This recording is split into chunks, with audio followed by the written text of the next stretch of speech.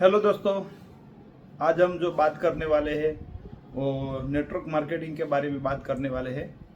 क्योंकि बहुत सारे लोग नेटवर्क मार्केटिंग में एक सवाल करते हैं कि मैंने भी काम किया था लेकिन मुझे उसमें से नुकसान हुआ। तो नुकसान कैसे होता है और अगर हमें वो नुकसान न हो उसके लिए हमें क्या क्या ध्यान में रखना है, उसके ऊपर हम बात करेंगे। तो दोस्तों, कहीं ना कहीं जो मैं आज आपको बताने वाला हूँ वो मेरे ऊपर ही खुद मतलब कि ये सब हो चुका है। उसके लिए मुझे उसके बारे में थोड़ा ज़्यादा नॉलेज है। जब मैंने इस नेटवर्क मार्केटिंग के अंदर शुरुआत की थी तो उस टाइम मेरी एज 20 साल के आसपास थी और 20 साल के अंदर इतना ज़्यादा नॉलेज नहीं होता मार्केट का। तो हमने जो भी कंपनी हमारे पास आई उस कंपनी को हमने साइन कर लिया और उस कंपनी में हमने काम चालू किया। लेकिन उस कंपनी में से हमें मतलब कि बहुत ज़्यादा नुकसान हुआ। लेकिन अगर वो नुकसान मुझे हुआ है, वो नुकसान अगर आपको नहीं करना तो आपको ऐसी कैसे कौन सी चीज़ है जो ध्यान में रखना चाहिए। अगर आप वो चीज़ ध्यान में रखोगे तो आपको भी वो चीज़ नुकसान में नहीं डालेगी। तो दोस्तों, सबसे पहले कोई भी कंपनी हम चॉइस करते हैं तो उस कंपनी के अंदर सबसे पहले अगर देखना है ना, तो कंपनी की प्रोफाइल देखना है। अगर जिस कंपनी में हम काम कर रहे हैं शायद उस कंपनी का प्रोफाइल ही बराबर नहीं है, शायद कंपनी के ऊपर इतना नुकसान है, अगर आने वाले टाइम में कंपनी खुद लॉस में जा सकती है, ऐसा अगर उनका मतलब कि मैनेजमेंट है तो आपको देखना चाहिए कि ऐसा तो नहीं है हम जिस कंपनी में काम कर रहे हैं। अगर ऐसा होगा तो समझ लो कि आपका कुछ टाइम भी बर्बाद होगा और पैसा भी बर्बाद होगा। तो सबसे पहले हमें एक चीज़ देखना है कि कंपनी की प्रोफाइल। अगर दूसरी कोई चीज़ देखना है तो कंपनी का जो प्रमोटर है ना वो देखना चाहिए। कंपनी का जो मतलब कि मालिक है वो ओनर कैसा है उसके ऊपर देखना चाहिए।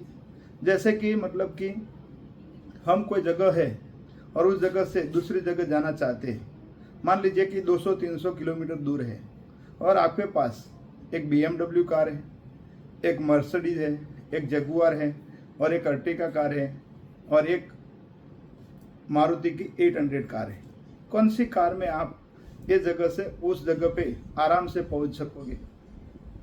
तो अगर शायद आपको लगेगा कि मर्सिडीज, BMW, जगुआर आराम से ये जगह से उस जगह पे पहुंचा देगा, लेकिन दोस्तों ऐसा नहीं है। सबसे पहले हमें उसमें देखना है कि ड्राइवर कौन सा है। जो ड्राइवर मतलब कि अच्छा होगा, वो आपके पास कोई भी मतलब की गाड़ी हो वो सुरक्षित आपको ये जगह से उस जगह पे आपको आराम से पहुंचा सकता है। अगर ड्राइवर बराबर नहीं है तो आप 5, 10, 15 किलोमीटर का अंतर काटने के बाद भी आप नुकसान में जा सकते हो। तो ऐसा न हो उसके लिए आपको एक चीज़ ध्यान में रखना है कि हम जिस कंपनी में काम कर रहे हैं उसका प्रमोटर कैसा है। तीसरा चीज़ है कंपनी की प्रोडक्ट। कंपनी की जो प्रोडक्ट है वो कैसी है। अगर कंपनी की प्रोडक्ट ही बराबर नहीं होगी और काम में आए ऐसी प्रोडक्ट नहीं होगी, डायरेक्ट सेलिंग या तो नेटवर्क मार्केटिंग में बहुत ऐसी कंपनी है जिस कंपनी की प्रोडक्ट में कोई ऐसा ज़्यादा प्रभाव नहीं है या तो ज़रूरत वाली चीज़ नहीं होती। अगर वो काम में आए ऐसी चीज़ ही नहीं है तो उस कंपनी की प्रोडक्ट लंबे टाइम तक कोई यूज नहीं करेगा और फिर बाद में आपको कुछ नया रास्ता पकड़ना पड़ेगा।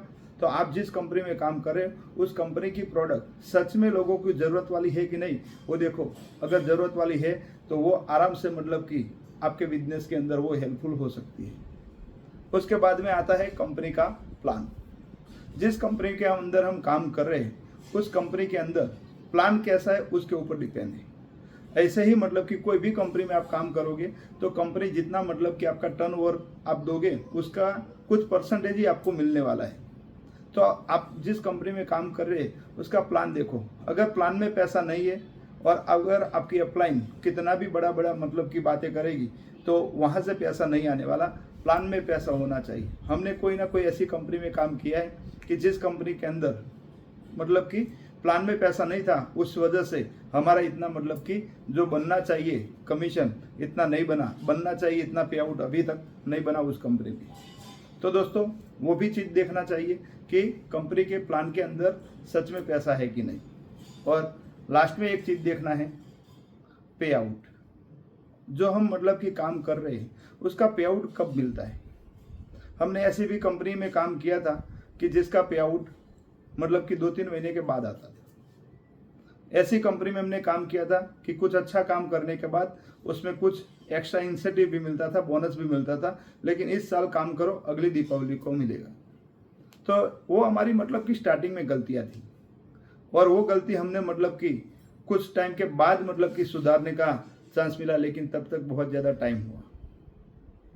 दोस्तों, मैं आपको इतना बताना चाहता हूँ कि आप जिस कंपनी में काम कर रहे हैं उस कंपनी में सच में कंपनी का पे आउट सिस्टम कैसा है वो देखो।